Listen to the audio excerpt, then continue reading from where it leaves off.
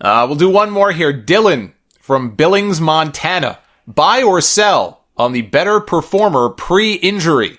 Triple H in 2001 or Seth Rollins in 2015? Ooh, that's a good one. That is a good one. I gotta go with Triple H. I have to buy Triple H and sell Rollins.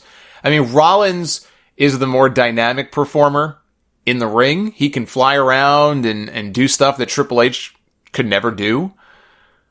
But I look at that. I've said this so many times that Triple H at his best, as long of a career as he's had, I still maintain that Triple H at his best was pre-quad tear in 2000 into the beginning of 2001. That was the best incarnation of Triple H. That was the best of Triple H as an in-ring performer physically. And I was a fan of his work, especially in the year 2000 when it was him and The Rock basically carrying that company on their shoulders for most of the year until Austin came back. Triple H back then was awesome.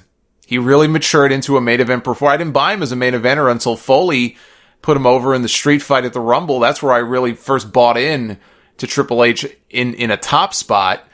And he had just an incredible year, right through WrestleMania 17 and the match with The Undertaker, which I thought was better than I expected it to be, and into the two-man power trip, and then the leg gave way, and to me, he was never really the same after that. And he was still a good performer, but just was never the same.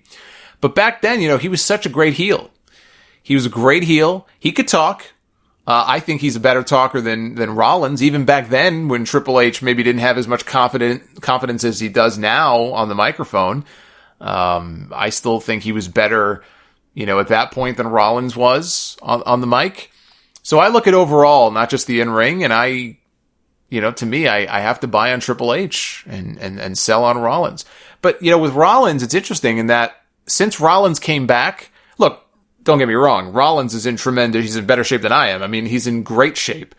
But you can even see it in Rollins. Like, physically, he doesn't quite look the same as he did before the knee injury. And I don't know if that's just he's put on some weight, if he's training a different way. He's a little bit bigger.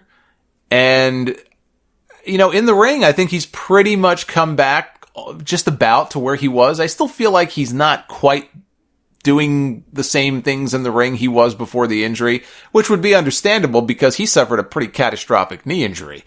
And it being a knee injury, that in and of itself is probably going to slow you down. It might make you a little more skittish in terms of things that you do, but he's still doing the dives and flying around and doing Phoenix splashes and stuff. So, Rollins is still one of the best that they have in the company. But, both guys noticeably different when they first came back and in the years following those injuries. But pre-injury, I gotta buy on Triple H.